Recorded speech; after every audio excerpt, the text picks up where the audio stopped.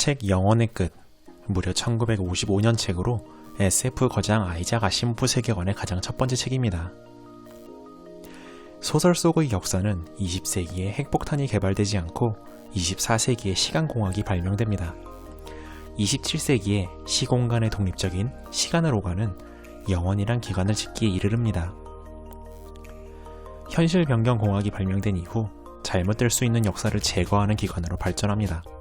또한 현실을 계속 변경해봐도 그 영향은 옅어지며 큰 흐름의 역사는 그대로임을 발견합니다. 하지만 이상하게 7만 세기부터 15만 세기의 현실은 갈 수 없어 감춰진 세계라고 부릅니다. 15만 세기 이후는 갈 수 있지만 왜인지 인류가 없어진 뒤였습니다. 기관 영혼은 관찰만 하는 관찰가, 분석하는 사회학자, 현실 변경을 하는 계교가, 큰 그림을 계획하는 계산가 등으로 이루어집니다. 주인공 앤드류는 95세기에서 선발되어 우수한 관찰, 현실 변경의 경력을 쌓습니다.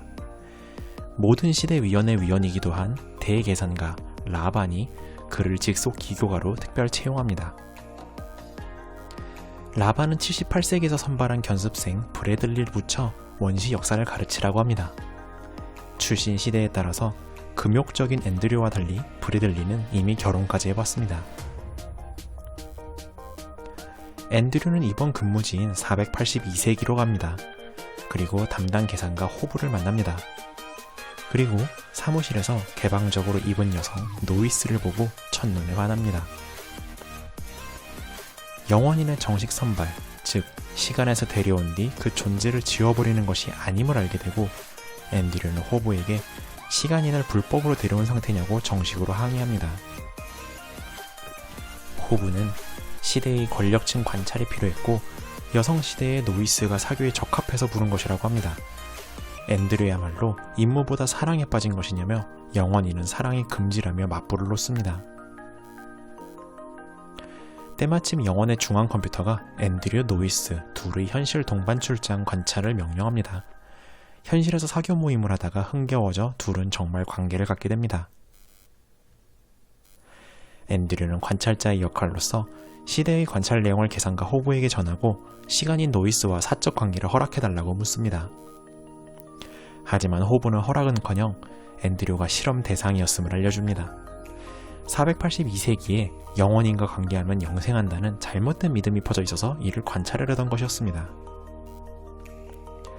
호브는 노이스가 앤드류를 영생하기 위해 덮친 거라며 비웃고 조만간 현실 변경으로 역사가 바뀔 테니 노이스는 잊으라고 하면서 자리를 뜹니다. 앤드류는 노이스를 찾아가 묻고 정말 자신이 좋아서 선택했음을 알게 되고 중범죄에 해당하는 현실 변경의 대상인 시간인을 데리고 영원으로 들어옵니다. 앤드류는 감춰진 세기에 노이스를 숨기기로 합니다. 영원은 300세기 때 발명된 물질 복제기를 이용해서 모든 시대에 식량, 물 전원 자동 설비를 갖춰뒀기 때문입니다. 노이스가 482세기에는 그런 물질 복제기가 없었음을 지적하자 앤드류가 영원은 물질 복제기가 인간 복제 등 사회 문제를 낳자 역사에서 없애버렸음을 알려줍니다.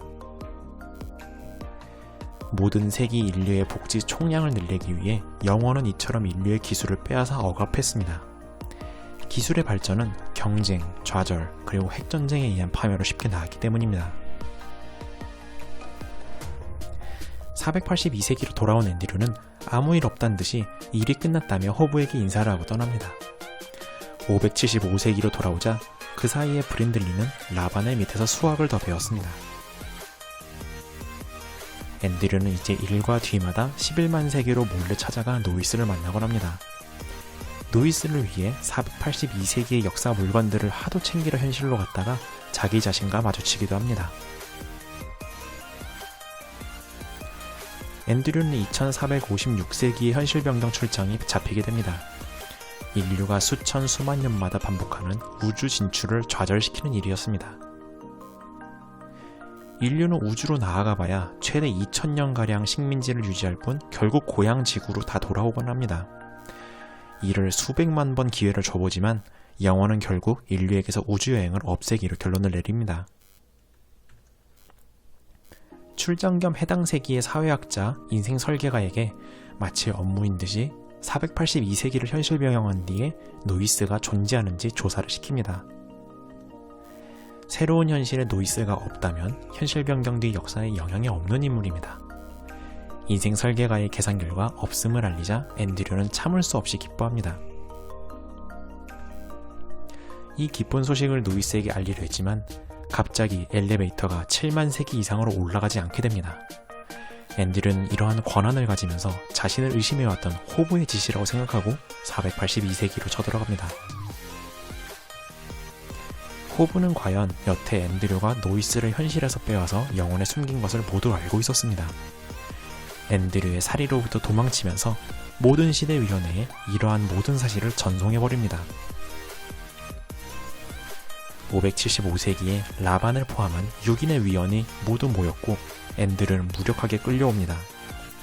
하지만 위원들은 앤드류를 혼내긴커녕 어떤 패러독스 이야기를 하다가 해산합니다. 과거로 갔을 때 과거의 내가 미래에서 온 나를 보게 되면 어거스트 위원은 사건이 발생하지 않게 된다고 하고 라반 위원은 순환이 완성된다고 주장합니다. 위원들이 떠나고 라반만 남자 앤드류 역시 자신의 의견을 조심히 말하기 시작합니다. 영원히 만들어진 24세기의 수학은 27세기 수학에 기반하는 패러독스가 있다고 말입니다. 성년 및 결혼까지 했음에도 영혼의 규칙을 어기고 견습생에 선발된 브래들리, 그가 영혼을 만든 인물이 아니냐고 라반에게 묻습니다. 라반은 추측을 훌륭히 해냈다며 그것이 자신이 방금 말한 순환의 완성이라고 합니다. 앤드류 역시 24세기 브랜슬리가 썼던 회고록에 따라서 원시 역사에 관심을 갖게 키워진 것이었습니다. 라반은 영혼의 과거 한계를 넘을 수 있는 편도행 단지의 방으로 앤드류와 브래들리를 데려갑니다. 라반은 회고록에 따라서 앤드류에게 조정관을 맡기고 24세기로 보내게끔 합니다. 하지만 앤드류는 아직 노이스가 인질에서 풀어줄지 모른다는 생각에 브래들리를 24세기보다 더 과거에 눈을 감은 채로 보내버립니다. 라반은 앤드류의 말에 경악하지만 현재 영혼이 파괴되지 않았음에 아직 순환은 진행 중이라고 합니다. 그리고 필사적으로 앤드류의 마음을 돌리고자 설득하기 시작합니다. 위원회는 처벌이 아니라 앤드류의 반항을 신호로 영혼의 순환을 보러 모였던 것 뿐입니다. 그리고 라반 역시 시간인 여성과 사랑을 나눈 경험이 있다고 고백합니다. 이에 마음을 돌린 앤드류는 평소 브래들리와 원시 역사에 대해 나눈 대화를 회상해서 브래들리가 남겼을 만한 신문 광고로부터 그의 정확한 연도와 주소를 알게 됩니다. 그리고 이를 자신만 알기 때문에 무기 삼아서 미래의 한계선을 풀고 인질인 노이스를 보게 해달라고 합니다. 그러자 라반은 미래의 한계선을 만드는 능력은 영원 누구도 없다며 공포스러워합니다. 라반과 앤드류는 영원 유지보수반이 손을 본 단지에 타서 11만 세기로 향합니다. 라반은 감춰진 세기가 더 진보한 인류가 영혼의 간섭을 차단한 게 아닐 거라는 가설을 내세웁니다. 앤드류는 이제 영혼을 믿을 수 없다며 노이스와 함께 그 시대로 가겠다고 합니다. 시간과 장소를 안 알려주기 위해 조정관은 단지 내에 달아달라고 요청합니다. 1932년에 한 동굴에 도착하자 앤드류는 갑자기 총을 꺼내 노이스를 겨누며 말을 꺼냅니다. 노이스 그녀가 감춰진 세기의 미래인으로서 자신을 조정해온 건 아니냐고 말입니다. 이에 노이스는 감춰진 세기는 영원처럼 무한이란 기관이 담당한다고 자백합니다. 라반의 추측처럼 무한은 감춰진 세기에 대한 영혼의 간섭을 막아둔 것이었습니다. 노이스는 자신이 앤드류를 여태 조정해온 이유로 우주여행을 듭니다. 영혼에 의해 기술 발전이 억제되어 온 인류는 12.5만 세기에야 성간 여행에 성공합니다. 하지만 이미 온 우주는 외계인으로 가득 차 인류가 지구가 감옥이 됩니다. 우주에서 목적의식을 잃은 인류는 깊은 좌절감에 수천 세기 내에 자멸해버리고 맙니다. 무한은 인류의 우주 진출을 10만 세기 이상 당길 유일한 현실 변경 방법을 발견합니다. 그것은 바로 시간공학의 등장 자체를 소멸시켜서 인류가 안주하는 것을 막는 것이었습니다. 영원 같은 기간이 늦게 생기거나 생겼다가 망하거나 하는 영겁의 순환. 노이스는 그중 자신이 앤드류에 대한 사랑이 이루어질 확률이 가장 높은 이번 현실을 고른 것입니다. 노이스는 당대 과학자에게 보낼 원자공학의 힌트가 될 편지를 꺼내 보이며 최초의 핵폭발을 1945년으로 10세기 이상 당길 것이라고 합니다. 그런데 이전 순환에서 앤드류는 라반과 함께 11만 세기에 오지 않았다고 합니다. 그래서 이번 순환의 앤드류는 어떤 선택을 할 것이냐고 묻습니다. 노이스가 앤드류의 품에 안길 때까지 앤드류는 겨눴던 총을 쏘지 못합니다. 눈앞의 단지가 사라져가는 것을 보며 앤드류는 영원의 끝을 알게 됩니다. 아시모프는 말년에 자신의 저서들의 세계관을 하나로 통합해 정리합니다. 이 모든 역사는 영원의 끝 이후의 이야기인 셈입니다. 금미래의 로봇공학이 발전하지만 독자적인 사고를 하는 로봇에 두려워져 사람들은 로봇 3원칙을 두고 슈퍼컴퓨터로 이를 통제하려 듭니다. 그리고 지구가 포화될 즈음 우주로 진출하지만 식민지들이 독립선언을 합니다. 부족한 인구 대신 노동을 하기 위한 독자적인 사고 로봇이 대량으로 생산되고 식민지들이 승리합니다. 지구는 식민지들로부터 화해하고 우주 개척을 다시 허락받는데 이쯤 성간 여행 기술이 시작됩니다. 로봇에 이주해서 안주했던 우주인들이 지구인들과 경쟁에 밀려 쇠퇴하고 은하제국이 건설됩니다. 하지만 심리 역사학의 계산 결과 은하제국은 30세기간의 쇠퇴가 예상되었습니다. 문명을 보존하면서 혼란을 단축하기 위해 단체 파운데이션이 두 곳에 건설됩니다. 두 파운데이션은 마침내 합쳐져 물질 정신 문명으로 인류를 통합합니다.